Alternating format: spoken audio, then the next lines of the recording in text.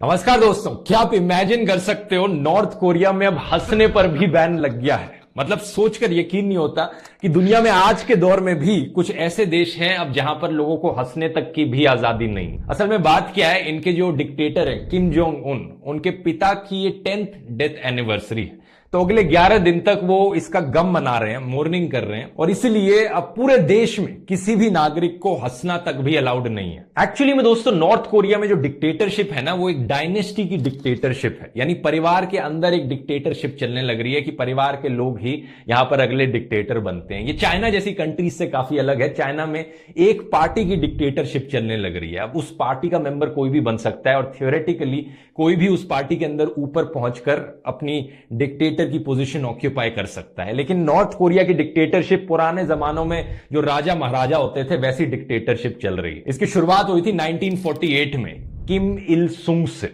1994 तक उनका राज था, जिसके बाद आए किम जोंग इल, उनके बेटे, और 2011 में उनकी डेथ हुई। और फिर आए अभी के डिक्टेटर, उनके बेटे किम जोंग उन। तीनों का नाम यहां पर किम है, इस चीज में आप कंफ्यूज ना हो जाओ, इसलिए इसे सिंप्लीफाई रखने के लिए मैं इन्हें बेटा किम, पापा किम और दादा किम कहकर एड्रेस करूंगा। तो 2011 की बात है कि पापा किम की अनफॉर्चुनेटली एक हार्ट अटैक से मृत्यु हो जाती है। इनकी एक न्यूज एजेंसी है नॉर्थ कोरिया में, कोरियन सेंट्रल न्यूज एजेंसी, वो रिपोर्ट करती है कि जब इनकी डेथ हुई उस समय जो स्नो स्टॉर्म आने लग रहा था, बर्फ का तूफान आने लग रहा था, वो पॉज हो जाता है। मतलब अचानक से तूफान थम जाता है जैसे ही इनकी डेथ होती है। और फिर ये रिपोर्ट करते हैं कि इनकी जो एक सेक्रेट पहाड़ी है माउंट पेक्टू करके, इस पहाड़ के ऊपर जो आसमान था वो लाल कलर से चमकने लगता है। बड़ी ही दमदार पत्रकारिता इनकी दिखती है यहां पर। और फिर ये बताते हैं कि एक बड़ी फेमस लेक है जहां पर जो बर्फ थी वो इतनी तेजी से क्रैक करती है कि उसकी आवाज से आसमान से लेकर धरती सब गूंज बैठते हैं, मानो यमराज खुद स्वयं पापा किम को एक टैंक में लेने आ रहे हो। आप शायद इन सारी चीजों पर डाउट करेंगे, लेकिन कोरियन सेंट्रल न्यूज एजेंसी की सच्ची पत्रकारिता पर कोई सवाल नहीं कर सकता।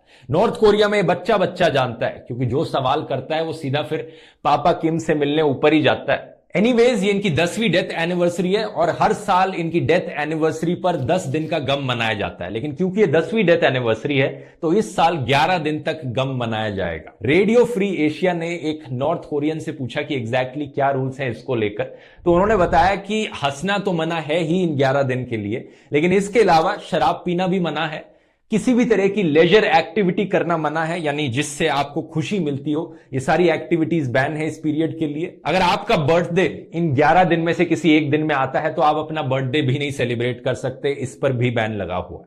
ये मजाक में नहीं कह रहा हूं मैं दोस्तों, ये एक्चुअली में रूल है। इसके अलावा अगर इन 11 दिन में आपके किसी फैमिली मेंबर की डेथ हो जाती है तो आपको जोर जोर से रोना भी अलाउड नहीं है, क्योंकि यहां पर पापा किम की डेथ एनिवर्सरी ज्यादा इंपॉर्टेंट है आपके किसी फैमिली मेंबर की डेथ से। और अगर आप जोर जोर से रोएंगे तो वो एक डिस्ट्रैक्शन है। बाकी लोगों को प्लीज इस गम को सही से मनाने दीजिए। आपको डेड बॉडी ले जाना भी बाद में ही अलाउड है इन 11 दिनों के बाद। और एक और चीज है, आपको ग्रोसरी शॉपिंग करना भी अलाउड नहीं है इस एग्जैक्ट दिन पर जिस दिन पापा किम की डेथ हुई थी, 17 दिसंबर को। मैं अपने मन से बनाकर ये नहीं बोल रहा हूं, एग्जैक्ट रूल्स यही डिफाइन किए गए हैं। और हैरान मत होइए यहां पर। आपको क्या लगता है, पापा किम की डेथ हुए 10 साल हो चुके हैं, उनकी डेथ एनिवर्सरी आपके ये प्याज टमाटर खरीदने से ज्यादा इंपॉर्टेंट है? थोड़ा देश की भी सोच लीजिए। एक दिन भूखे रहोगे तो मर तो नहीं जाओगे ना। यहां पर सीमा पर जवान खड़े होकर लड़ने लग रहे हैं और आप एक दिन भूखे नहीं रह सकते। थोड़ी देश की तो सोचो, थोड़े पापा किम की तो सोचो। एक चीज जरूर है यहां पर दोस्तों जिसे मैं बिल्कुल क्रिटिसाइज करना चाहूंगा, जो मुझे बिल्कुल पसंद नहीं आई,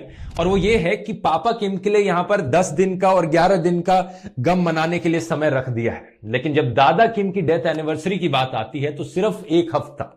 इमेजिन कर सकते हो, दादा किम के लिए सिर्फ एक हफ्ते का मोर्निंग पीरियड है और पापा किम के लिए यहां पर 10 दिन 11 दिन का morning period.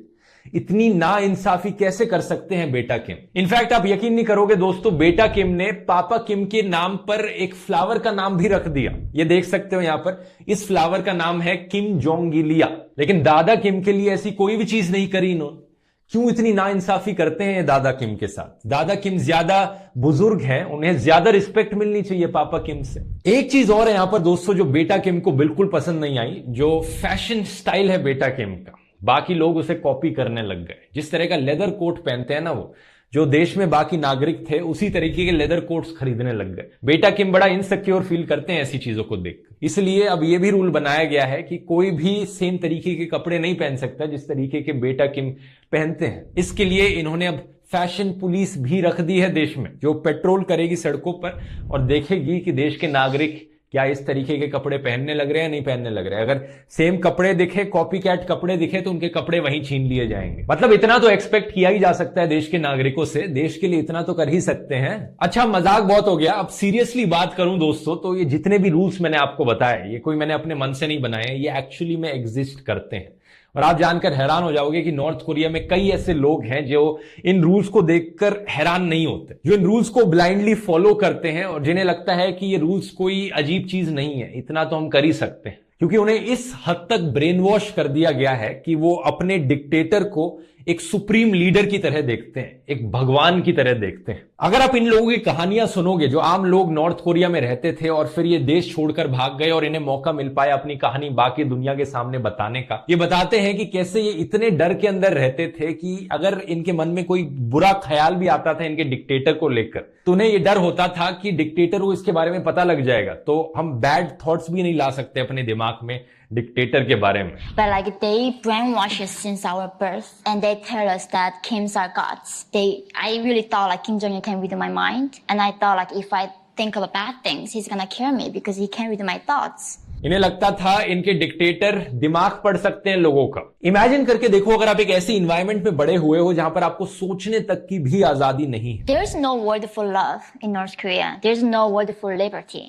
There is no word for human rights. So if you don't know you have the right to have a free hairstyle, if you have the right to travel, how do you demand it? So simply just we don't know that human beings have rights and just what it means to be free. कहां से आपके दिमाग में कोई thought आ पाएगा कि आप सवाल भी कर सकते हो चीजों को, आप एक दूसरी तरीके से भी देख सकते हो चीजों को। आपको हमेशा बताया जाएगा कि हंसना कब है सरकार बताएगी, रोना कब है सरकार बताएगी, कब यहां पर चीयरिंग करनी है ये भी सरकार बताएगी।